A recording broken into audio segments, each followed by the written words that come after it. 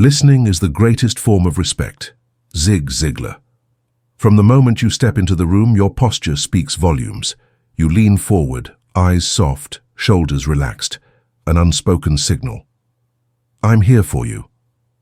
Across the table, your partner pauses mid-sentence, surprised by how fully you're present.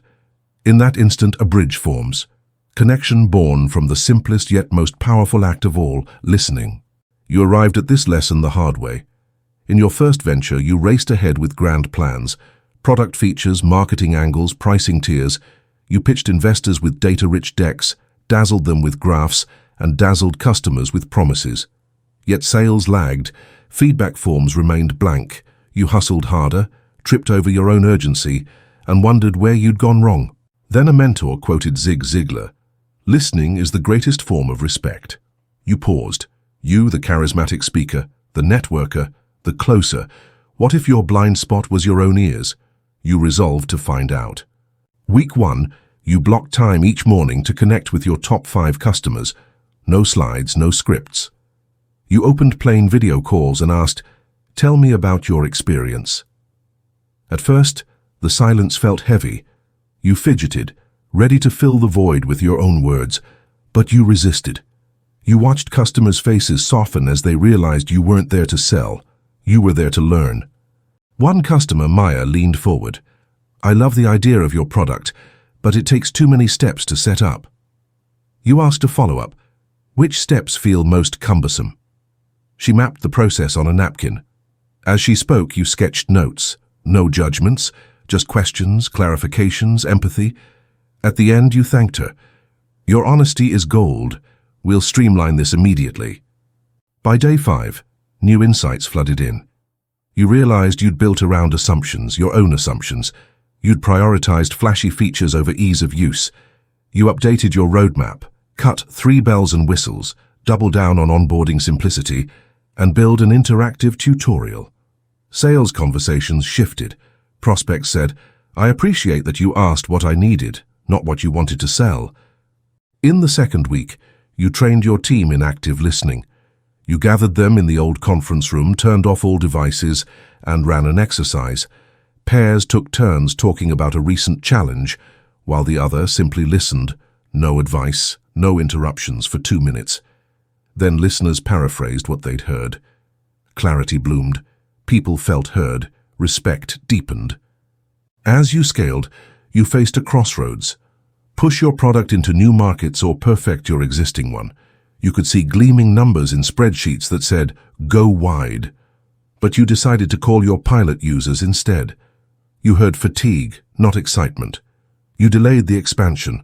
Instead, you fixed core issues. You earned customer loyalty. When you finally expanded 3 months later, your base cheered you on. Ambassadors, not just users. Alongside product feedback, you discovered another frontier, your own mindset. You realized that most entrepreneurs speak to be heard, pitching, persuading, positioning. What if you inverted that habit? What if you began every meeting, every call, by asking 2 open-ended questions and then listening, truly listening without jotting bullet points to reply? You experimented. In investor meetings, you led with curiosity. "What are the trends you're most excited about?" Then you shut up, you nodded. You asked, "Can you say more?"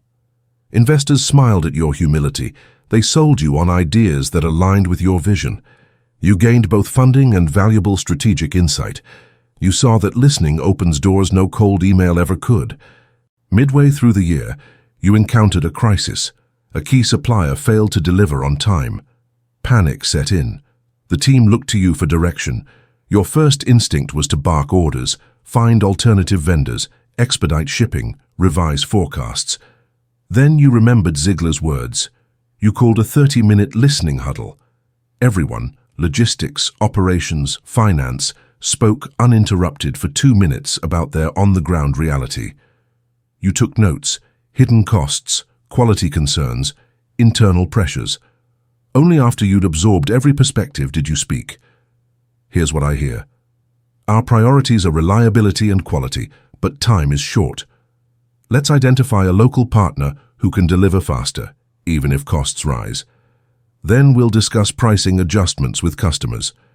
Because you had listened first, your solution was precise, not panic-driven. In the following weeks, you introduced listening hours as part of your company culture. Every Friday afternoon, leaders hopped on calls with frontline staff, customer service reps, warehouse workers, junior marketers, and simply listened. No agendas, no KPIs. You rotated the facilitator every week. Surprising revelations emerged. A warehouse coordinator suggested a packaging tweak that reduced damage rates by 15%. A customer service agent shared a recurring question that inspired a new FAQ video series, saving your team hours of repetitive calls. As your organization grew, so did the temptation to rely on dashboards alone. But you resisted. You spent one day each month shadowing customer service chats, reading comments on social media, attending local networking breakfasts, just to listen. Each time you returned invigorated, brimming with ideas grounded in reality. A pivotal moment came when you sat across from a longtime investor at a dimly lit cafe. He lamented that the board was growing impatient. You'd been presenting flawless slide decks filled with projections and milestones achieved. He said, "Your growth is solid, but I want to hear your challenges. Where are you stuck?" You realized your candor had been stifled by a desire to impress. You paused, set aside your deck, and spoke honestly. "We've hit a plateau in customer acquisition cost. We're testing new channels but need expertise. I'd value your thoughts on partnerships." He leaned in, offered intros to 2 seasoned marketers, and told you, "Thanks for trusting me with the hard truths." That meeting unlocked resources you'd never secured with polished presentations. In the latter half of your journey, you extended this principle to your personal life. You remembered advice from another mentor. The best entrepreneurs are great listeners at home, too.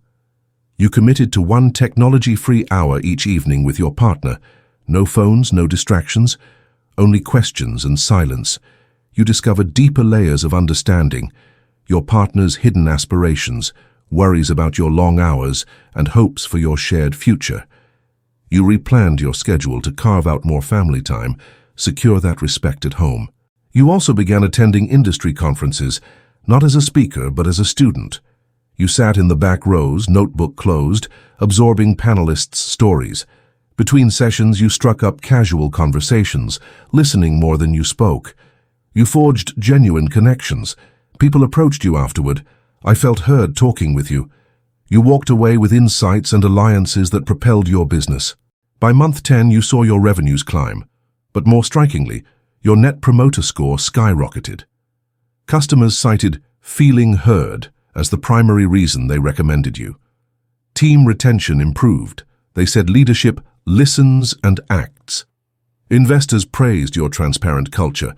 All tangible outcomes flowed from that one habit, giving full attention. In the final month, you convened a company retreat.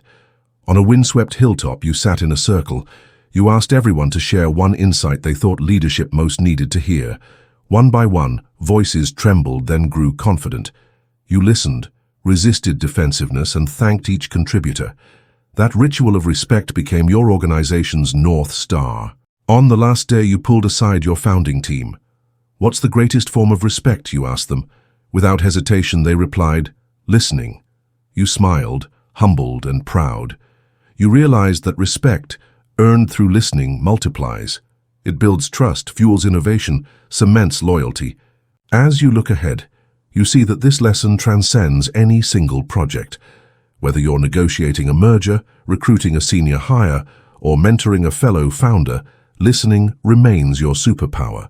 You made it a discipline, a daily habit to prioritize others' voices, to welcome discomfort, to ask, "Can you explain more?"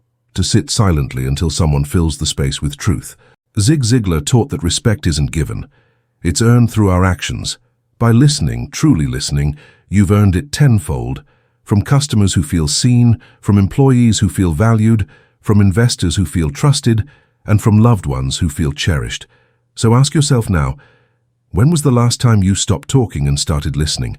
And what possibilities might you unlock when you make listening your greatest act of respect? Embrace the pause. Lean in.